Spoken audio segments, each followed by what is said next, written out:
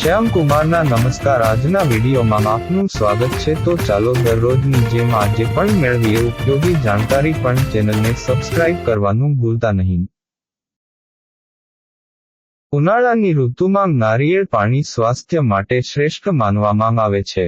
તમને હાઇડ્રેટેડ રાખવાની સાથે તે તમારા પાચનને સુધારવામાં પણ મદદ કરે છે. પરંતુ જો તમે પણ બજારમાંથી ઓછા પાણી સાથે નારિયેળ વારંવાર ખરીદો છો, તો ચાલો જાણીએ કે યોગ્ય નારિયેળ કેવી રીતે ખરીદવું. રંગ દ્વારા શોધો. ઘણીવાર એવું જોવા મળે છે કે ભૂરા રંગના નારિયેળમાં ઓછું પાણી હોય છે, જ્યારે લીલા અને તાજા દેખાતા નારિયેળમાં વધુ પાણી હોય છે.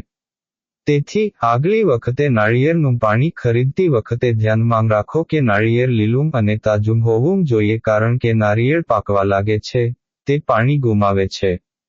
કદ દ્વારા ઓળખો. ઘણા લોકો માને છે કે નારિયેળ જેટલું મોટું હશે તેટલું જ તેમાં પાણી હશે, જ્યારે આવું બિલકુલ નથી.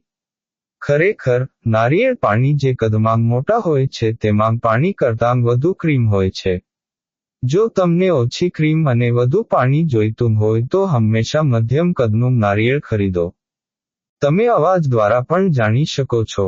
જો તમે પાણીથી ભરપૂર નારિયેળ પાણી ખરીદવા માંગતા હો, તો તમે તેને પહેલા હલાવીને અજમાવી શકો છો.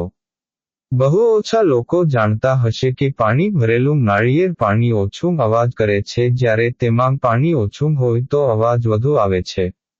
આ સાથે નારિયેળ પાણીને હલાવીને તમે એ પણ જાણી શકો છો કે તે તાજું છે કે નહીં, કારણ કે ધીરે ધીરે તેમાંથી પાણી સુકાવા લાગે છે.